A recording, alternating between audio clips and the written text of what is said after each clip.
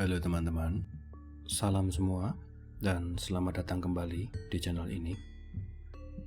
Semoga teman-teman semua selalu diberikan kesehatan dan kesejahteraan hidup yang melimpah dan senantiasa setiap saat selalu berada di lindungan Tuhan Yang Maha Kuasa. Terima kasih kepada teman-teman semua atas support yang telah diberikan. Bagi teman-teman yang tertarik dan belum bergabung, dapat segera bergabung dengan mengeklik tombol subscribe. Jangan lupa juga klik tombol like, komen, dan share video di channel ini. Sehingga dengan dukungan dan support teman-teman semua, channel ini juga dapat terus berkembang dengan baik ke depannya. Di kesempatan kali ini, kisah ini akan saya lanjutkan kembali setelah part 1 kemarin yang begitu banyak sekali bermunculan suara-suara aneh yang terdengar di rumah saya itu. Bagi yang belum menonton, disarankan untuk mengikuti kisah ini dari part 1 sehingga dapat mengikuti dari awal dan menjadi lebih jelas alurnya. Teman-teman juga dapat langsung mengklik link yang ada di video deskripsi untuk melihat video part 1. Baik, langsung saja berikut part 2 ini.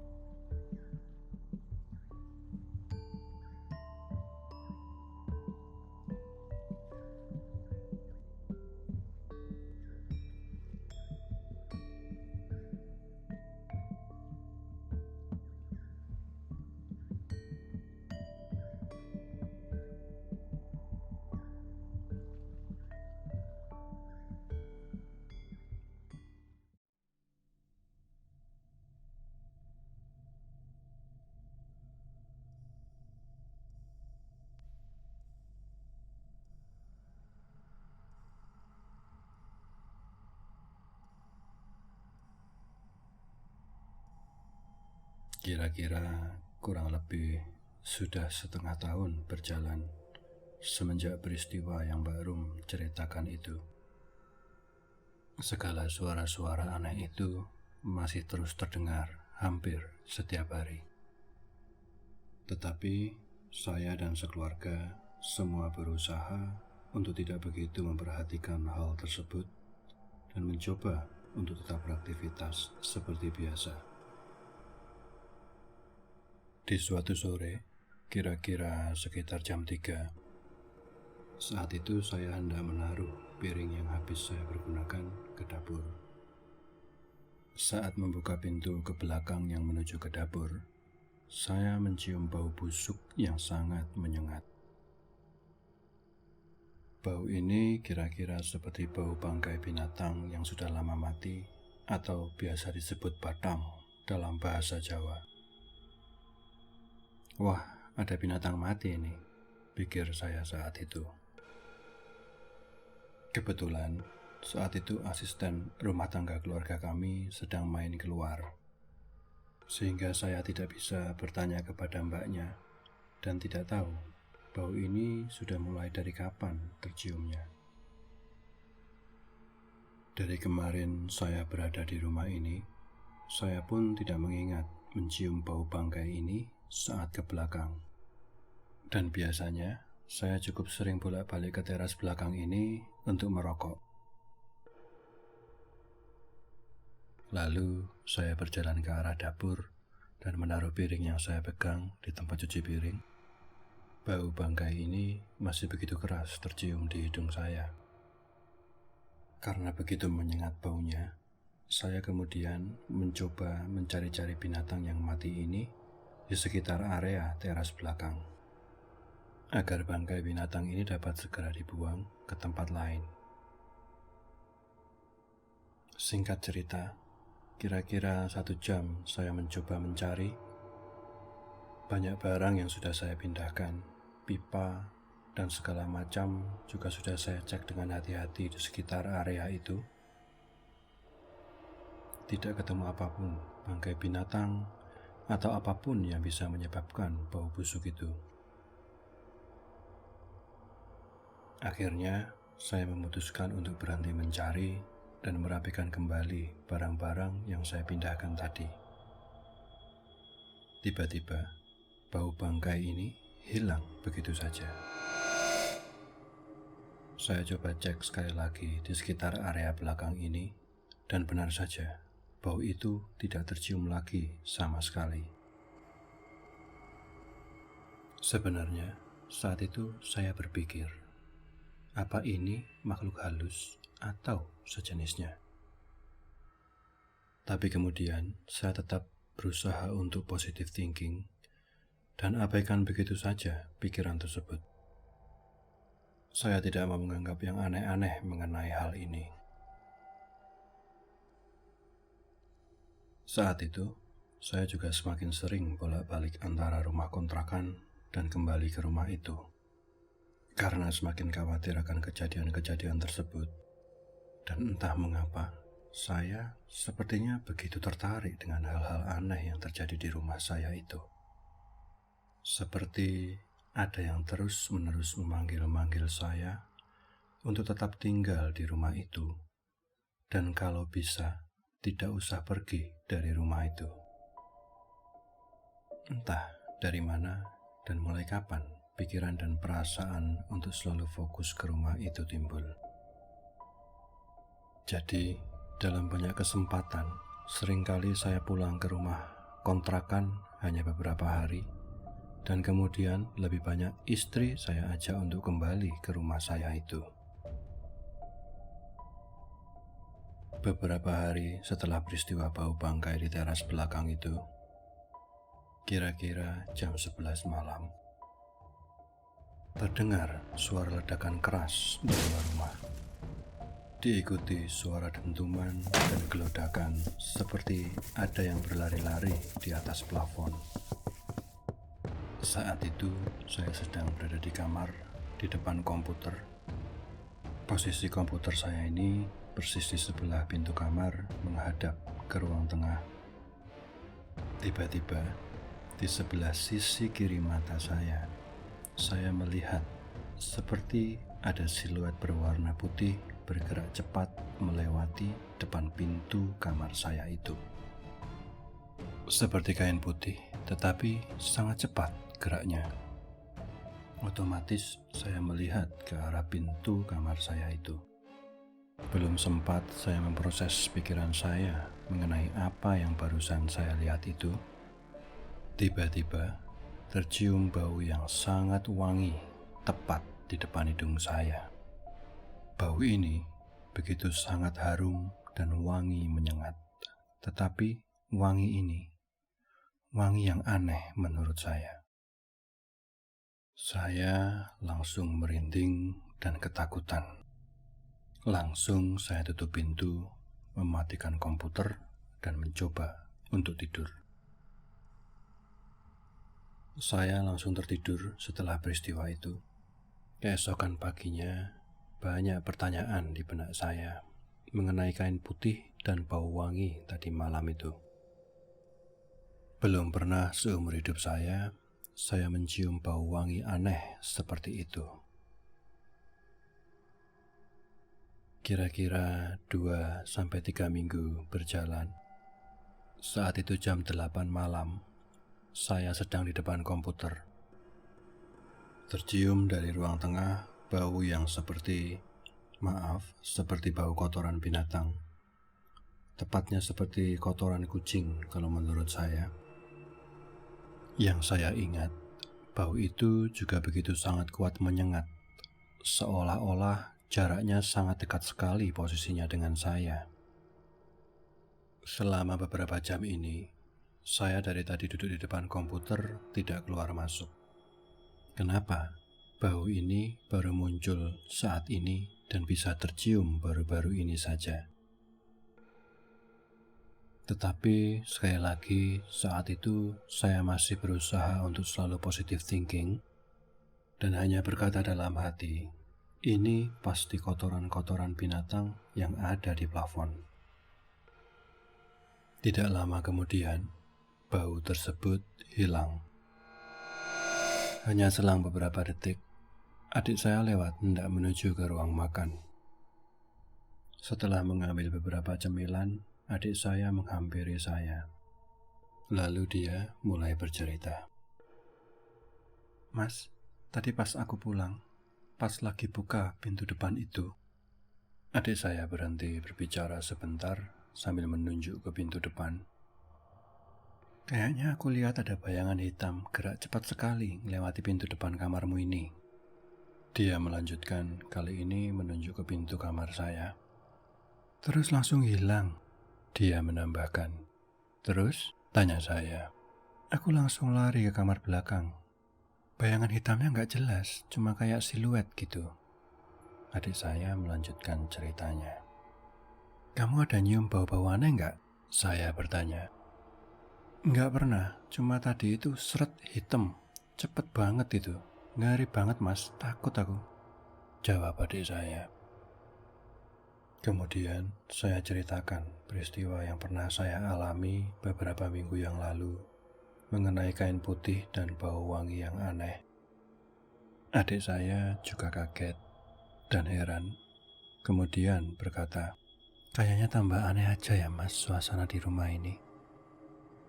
Saya mengangguk-ngangguk mengiyakan, karena terus terang saya juga mulai berpikir, semua ini apa sebenarnya? Setelah beberapa saat kemudian, adik saya pergi kembali ke kamar belakang.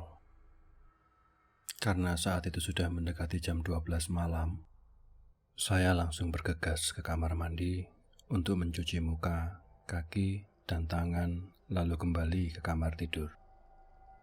Saat tidur itu, saya bermimpi. Di mimpi itu, saya seperti sedang berjalan di sebuah koridor. Di sepanjang koridor ini ada 2 kamar yang tertutup. 2 kamar tersebut posisinya saling bersebelahan persis satu sama lain. Dari arah belakang saya, berjalan dengan cepat, seorang wanita membelakangi saya menuju ke pintu yang kanan dan langsung menutupnya. Wanita ini mengenakan baju renda-renda lengan panjang dan kebaya batik khas Jawa Tengah berwarna coklat. Dari belakang, wanita ini mirip sekali dengan nenek saya dari keluarga ibu yang sudah lama meninggal. Lalu, saya berjalan di sepanjang koridor itu dan berhenti di antara 2 pintu tadi, persis di tengah-tengah. Tiba-tiba, di mimpi itu, saya sempat berpikir bahwa wanita tadi itu bukan nenek saya. Seolah-olah ada yang berkata kepada saya, jangan buka pintu tempat dia masuk, karena itu bukan nenek kamu. Kemudian di mimpi itu, setelah terdiam beberapa saat, saya memutuskan untuk membuka pintu yang kiri. Karena tidak tahu bagaimana, saya yakin yang masuk ke pintu di kanan itu benar bukan nenek saya. Saya buka pintu di kiri tersebut. Di dalamnya hanya sebuah ruangan kosong, tidak ada isinya apa-apa. Tidak ada benda-benda sama sekali, dan tidak ada siapa-siapa di sana. Lalu saya mendengar pintu yang sebelah kanan terbuka dengan keras. Diikuti langkah kaki yang berlari menuju ke kamar yang saya masuki ini. Di luar kamar, di depan pintu, terlihat seorang nenek yang memang sangat mirip sekali dengan nenek saya. Mulai dari wajah, rambut, tinggi dan perawakan, pakaian dan sebagainya, sangat mirip sekali dengan nenek saya. Tetapi kemudian menatap tajam saya dan mulai tersenyum. Senyum ini berubah menjadi senyum yang mengerikan. Lalu perlahan, mukanya berubah menjadi sangat menyeramkan. Mulutnya menyeringai lebar sekali dengan gigi-gigi yang panjang dan tajam. Saya langsung kaget terbangun saat itu juga dengan perasaan ketakutan yang aneh. Dan saat itu juga saya merasa seperti ada yang melihat saya dengan sangat tajam dari arah pintu kamar. Saya lihat ke arah pintu tersebut, tidak ada siapa-siapa di sana. Saat itu saya benar-benar ketakutan luar biasa. Keesokan paginya setelah saya bangun, saya teringat betul mimpi semalam ini. Baru kali ini saya bermimpi melihat atau bertemu nenek saya itu, tetapi kemudian berubah menjadi wajah yang menakutkan seperti itu. Sepertinya ada yang sangat aneh dengan mimpi itu, tapi tidak tahu kenapa, kemudian hal itu terlupakan begitu saja. Kira-kira beberapa minggu setelahnya, kami sekeluarga baru saja pulang dari luar kota. Saat itu sudah cukup malam, kira-kira jam 9 malam. Dari pintu depan, saya berjalan ke area ruang tengah, tercium lagi bau kotoran yang begitu menyengat. Saat itu juga saya bertanya kepada keluarga saya, apa mencium bau kotoran ini? Semuanya tidak ada yang mencium bau itu. Mereka semua heran dan bingung. Saya juga malah tambah bingung, masa hanya saya saja yang mencium bau kotoran begitu menyengat ini. Kemudian, saat semuanya sudah tidur, waktu itu kira-kira menjelang jam 2 pagi, saya terbangun dan ingin ke kamar mandi waktu itu. Saya bangun dari tempat tidur dan bergegas menuju ke kamar mandi. Saat membuka pintu kamar, tercium lagi bau seperti kotoran kucing di ruang tengah. Sangat menyengat baunya dan sepertinya posisinya dekat sekali dengan saya. Karena saya benar-benar tidak tahan dengan bau itu, setelah dari kamar mandi, saya mengambil sapu dan pel di belakang dan mulai membersihkan lantai depan dan ruang tengah. Kurang lebih 3 kali saya ulangi mengepel lantai 2 area tersebut. Bau kotoran itu masih tercium. Kemudian saya mengambil pengharum ruangan untuk rencana saya semprotkan ke ruang tengah. Saat itu juga tiba-tiba bau itu hilang begitu saja. Tidak tercium sama sekali, baik di ruang tengah maupun di ruang depan. Saya lupa tepatnya sudah berapa bulan berjalan. Malam itu saya sedang di teras belakang. Kira-kira jam 10 malam, saya mencium bau seperti daging yang terbakar. Bau ini juga tercium begitu kuat, dan sepertinya berasal dari rumah tetangga sebelah saya. Saat itu juga saya langsung matikan rokok saya dan masuk ke dalam rumah. Saya agak bernapas lega karena saat di dalam rumah, bau itu sudah tidak tercium lagi. Saat itu saya benar-benar tidak mau berpikiran yang aneh-aneh apapun tentang bau itu. Keesokan harinya, bau seperti daging yang terbakar itu muncul lagi. Sama kira-kira jam 10 malam di belakang. Dari posisi saya berdiri saat itu, kira-kira bau ini berada tepat di atas sebelah kiri saya.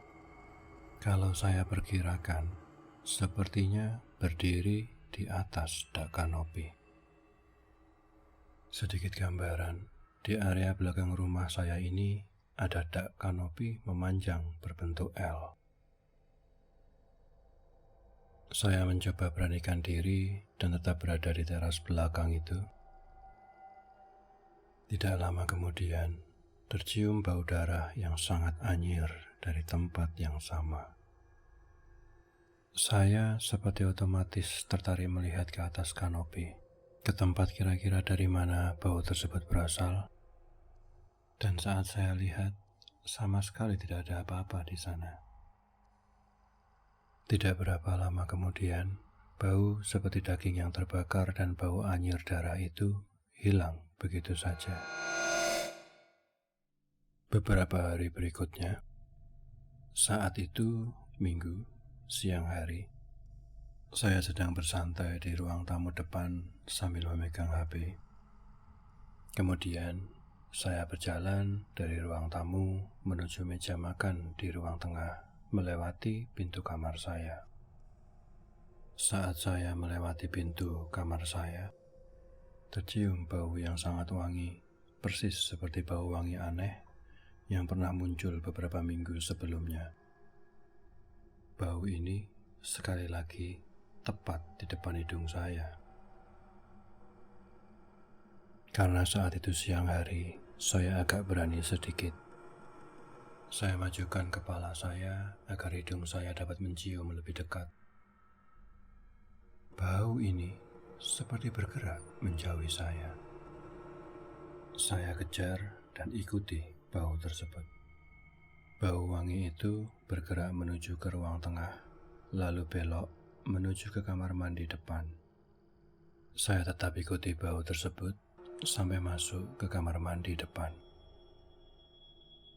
Saat saya berada di dalam kamar mandi, bau wangi yang aneh ini hilang begitu saja. Saya langsung cek kembali area yang saya lewati tadi. Benar-benar tidak tercium lagi bau wangi itu. Saat itu juga saya langsung merinding. Sambil berjalan kembali ke ruang depan, dalam hati saya berpikir, apa bau wangi aneh hari ini dan yang dulu pada malam hari itu sama pemiliknya. 2 hari berikutnya, saat itu hari Selasa, kira-kira antara jam 2 sampai jam 3 pagi, saya mendadak terbangun dengan kaget, seperti tiba-tiba tersentak kaget dan otomatis terbangun dari tidur. Saat terbangun, saya mencium bau yang sangat wangi sekali. Bau wangi ini berbeda dengan bau wangi aneh yang pernah muncul sebelumnya. Kali ini baunya seperti bau wangi bunga melati. Dan sama seperti sebelumnya, bau melati ini rasa-rasanya tepat di depan hidung saya posisinya. Refleks, saya berusaha mengusir bau tersebut dengan menggerakkan tangan saya di depan wajah saya beberapa kali. Bau itu tidak hilang, tetapi seperti bergerak menjauhi saya. Setelah itu, saya kembali merasakan seperti ada yang melihat ke saya. Kali ini dari arah plafon tepat di atas kepala saya. Saat itu saya masih dalam posisi tidur. Kondisi masih setengah sadar, berada di kasur dengan badan dan kepala menghadap ke atas plafon. Tetapi anehnya, saat itu saya langsung berpikir, hari itu, dari pagi sama sekali tidak terdengar suara-suara aneh seperti ledakan, ketukan, langkah kaki, dan sebagainya. Berarti antara bau dan suara ini berbeda yang menimbulkannya. Dengan kata lain, berbeda pemiliknya atau makhluknya atau apapun itu bentuknya. Kemudian, karena saat itu saya juga masih merasa mengantuk, karena mungkin masih terlalu lelah dari aktivitas seharian, saya abaikan bau tersebut dan saya langsung tertidur kembali. 1 minggu kemudian, kira-kira menjelang jam 12 malam, saat itu saya sedang berada di area belakang untuk mengunci pintu dapur. Setelah saya kunci pintu dapur dan hendak kembali ke dalam rumah, saat saya membuka pintu, saya mencium bau seperti dupa atau kemenyan. Saya melihat ke sekeliling saya, tidak ada asap sama sekali di situ. Lalu, dari mana bau dupa ini berasal? Saya tidak mau berlama-lama di situ dan tetap tidak mau berpikir macam-macam. Saya langsung masuk ke dalam dan menutup pintu. Benar saja, di dalam tidak tercium lagi bau dupa atau kemenyan itu. Lalu, saya berjalan menuju ke kamar saya melewati ruang tengah. Saat hendak masuk ke dalam kamar, di sisi pinggir mata saya yang sebelah kiri, saya melihat sosok hitam seperti seorang laki-laki yang sedang duduk di sofa di ruang tamu depan. Saya langsung berhenti dan melihat ke arah sofa di ruang tamu depan itu. Tidak ada siapa-siapa di sana. Saya palingkan badan dan muka saya hendak masuk ke kamar. Sosok hitam itu muncul lagi di tempat yang sama. Saya tengok lagi ke arah sofa. Tidak ada seorang pun di ruang tamu depan. Saya langsung merinding dengan hebat. Kemudian saya palingkan muka saya ke kamar lagi. Sosok itu terlihat lagi di tempat yang sama. Seperti sosok laki-laki berwarna hitam dari atas kepala sampai ke bawah. Sosok ini duduk di bagian paling pinggir sofa yang berdekatan dengan jendela. Tangannya seperti memegang gorden, membuka gorden sedikit dengan badan yang agak menunduk miring, dengan kepala sedikit memutar melihat ke arah luar jendela. Persis seperti kalau kita sedang duduk mengintip dari dalam ke arah luar jendela. Saat itu juga, saya langsung masuk ke kamar dan menutup pintu kamar saya, lalu mencoba untuk tidur. Tetapi saya benar-benar tidak bisa tidur saat itu karena ketakutan dan terpikir terus mengenai siapa sosok yang duduk di sofa depan tadi itu.